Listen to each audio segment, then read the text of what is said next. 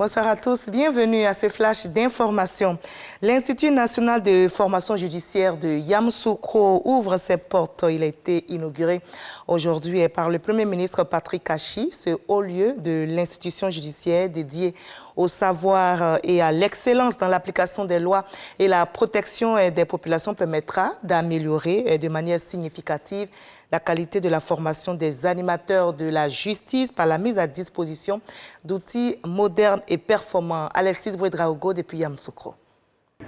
L'Institut national de formation judiciaire ouvre ses portes à Yamoussoukro. Ce vendredi, le chef du gouvernement est venu inaugurer l'infrastructure qui va former les acteurs clés du système judiciaire. Et la capitale politique du pays s'en réjouit. La qualité de l'appareil judiciaire d'un pays fait partie des paramètres que les grands investisseurs internationaux étudient avant de s'impliquer dans le développement de ce pays. Or, la qualité de cet appareil judiciaire dépend en très grande partie de la compétence des femmes et des hommes qui le font fonctionner. Partant, l'éducation, la formation, l'excellence sont des critères plus qu'essentiels à toutes nos sociétés et spécifiquement à notre pays qui s'est engagé résolument sur le chemin du développement humain. Fruit de la coopération entre la France et la Côte d'Ivoire via le C2D, ce temple de la magistrature vient accroître les compétences de ses pièces maîtresses du développement des États. Le programme C2D Justice en Côte d'Ivoire est aujourd'hui le plus important programme de l'AFD dans le secteur de la justice dans le monde.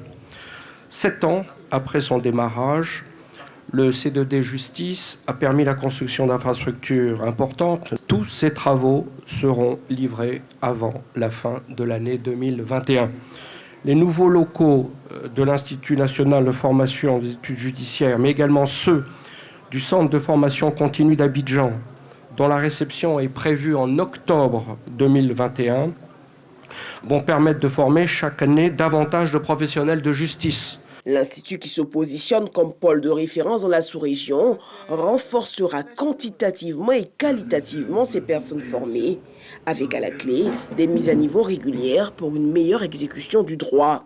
Cette inauguration s'inscrit dans un processus de renouvellement des infrastructures pour, d'une part, faciliter et améliorer l'accès des populations aux services publics de la justice et, d'autre part, permettre à la justice de mener ses missions dans de meilleures conditions.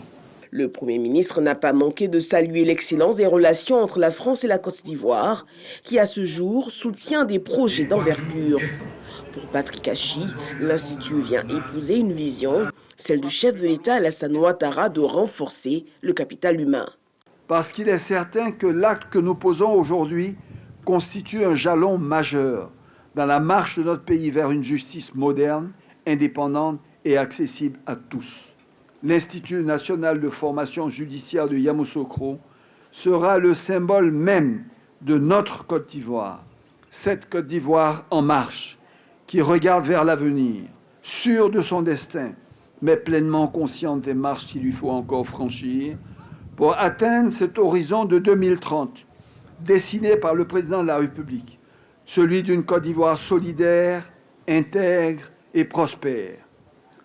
Le ministre de l'Intérieur et de la Sécurité, Vagando Diomondé, et son homologue guinéen ont mis en place la commission technique mixte de matérialisation de la frontière Côte d'Ivoire-Guinée. Les chefs d'État des deux pays l'avaient décidé en avril 2019. La Côte d'Ivoire et la Guinée vont donc renforcer leur coopération sécuritaire. La commission technique installée sera donc chargée de conduire cette matérialisation de la frontière entre les deux pays. Ils établiront notamment une méthodologie de travail et un plan d'action conjoint pour la matérialisation de la frontière ivoiro-guinéenne.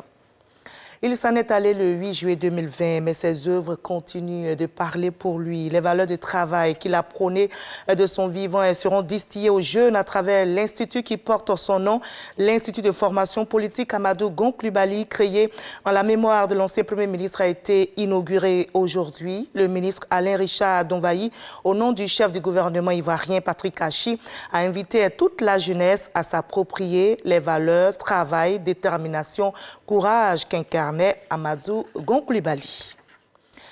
Le ministère de l'Enseignement technique, de la formation professionnelle et de l'apprentissage vient de publier les résultats des examens du CAP, BP, BT et BP session 2021. Cette année, les résultats donnent 62,30% au niveau national contre 82,13% l'année dernière. Notons que sur 22 394 candidats, seuls 13 951 ont obtenu le précieux sésame. Et on termine par cette information en Haïti, 48 heures après l'assassinat du président haïtien Moïse Jovenel dans sa résidence privée. Une attaque visiblement bien orchestrée et menée selon les autorités américaines par des mercenaires aguerris.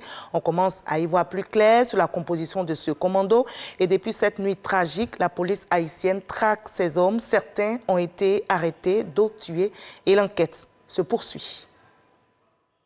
Moi, je vous retrouve à 20h pour la grande édition, mais juste après ce Flash Info, suivez l'info régionale pour voir toutes les nouvelles de nos régions ici en Côte d'Ivoire. Allez, à tout à l'heure à 20h.